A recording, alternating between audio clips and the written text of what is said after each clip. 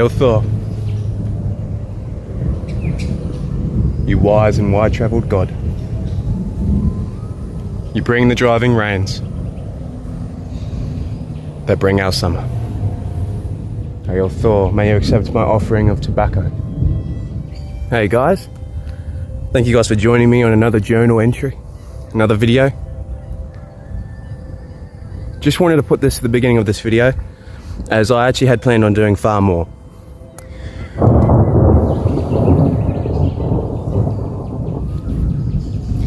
Got a beautiful storm coming in.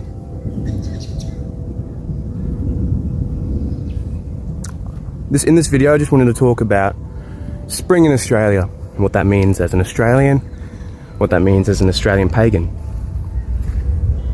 But I planned on doing more. I wanted to make a spring mead, a spring strawberry mead. But I'm actually moving houses at the moment, so life's kicked in. The Spring Equinox is tomorrow, and I wanted to bring you guys something. So I thought I'd record this little bit to go at the beginning of my video before I move into the more documentary style stuff. But anyway, I say it all in the video, but I want you guys to look after yourselves, and until the next one. I should probably get off this high rock.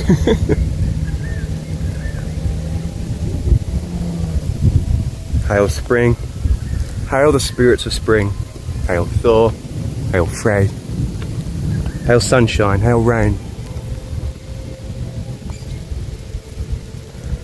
May every day be more beautiful than the last. May the land keep on thriving. And may we have more of this. Not sure if you can tell, but it is raining.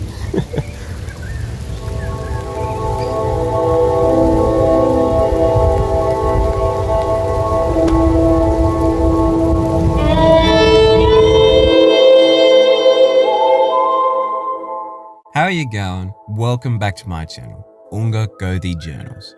On today's video, we are here to talk about spring and how it affects us as Australian pagans, but also as pagans as a whole. In Australia, we have a vast and beautiful ecosystem, full of tropical and temperate biomes, everything from arid red deserts to subtropical rainforests.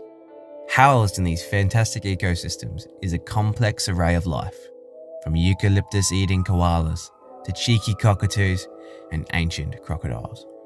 And obviously spiders, snakes, and a wonderful plethora of animals, insects, and fungus. Spring is the time all of this comes to life. Animals are mating, magpies are swooping, and up north, now's the time the wet begins. See, up in northern Australia, there's two seasons, the wet and then there's the dry. The wet is when the red turns green. Red desert hills turn into lush vegetation. This is also the time of large hurricanes and intense storms. From my time spent in the Kimberley, Western Australia, which admittedly was short, I learnt of the Kimberley tribe's creator spirit, the Wandjina, a rain spirit. It was believed that the Wandjina punished lawbreakers with cyclones and lightning and floods. This would have been devastating to Aboriginal mobs.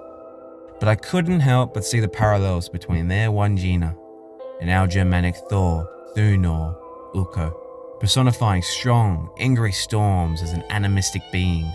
Thor being a god I bloat to bring the driving rains that bring summer. I found this parallel poignant. I wonder if the Aboriginals would give some sort of libation or offering to their spirits at this time of year, either to bring the rains or to try and slow them. To the everyday Aussie, this is a time to clean out the winter clutter, the spring clean before it's too hot to bother. The weather is beautiful at this time. Nice, warm, sunny days, but a cool breeze and temperate nights. It's a time to have your friends over for a few beers and a barbie. Go fishing on the weekend and start enjoying the beach. Mateship being a cornerstone of Australia, this is a time that we come together. As a pagan, the land speaks loudly. Grass is rich and green. Flowers are in bloom. Cane toads multiply by the dozen. In humid climates, mushrooms are starting to sprout in cow paddocks. Driving storms bring the fertility of the land. Life returns to a dormant land. Animals are breeding, snakes are roaming, the forces of fertility and life are blooming. This is a time to bloat to Frey, the seed that fertilizes our fields, that allows us to have bountiful food and fill our bellies, and gives us the virility and blesses us with babies within our communities. A time to welcome Thor as he travels across the south, bringing storms and driving rains, scaring away the chaos in his wake, filling our hearts with strength. While the everyday Aussie prepares for Halloween, I believe we should follow the seasons and their celebrations as intended, with the nature around us, and move into Easter, Ostara, and bloat and give offerings to Estere in the spirit of spring. Halloween, Vetanutta, Samhain, celebrations of the thinning veil, reaching out to our lost ancestors is for autumn. There's a time for death, but it's not now. The spring equinox should be a time of beautiful abundance, fertility, a time to paint eggs, run through fields, make love and share stories. The spring equinox is also a way to keep track of celebrations. Sigur Blot is celebrated one full moon after the autumn equinox, a time of Odin, a time of victory.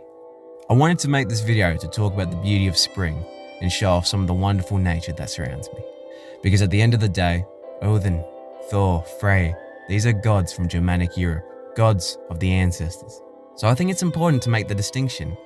If we are to label ourselves, maybe we are not Norse pagans, maybe we are Australian pagans.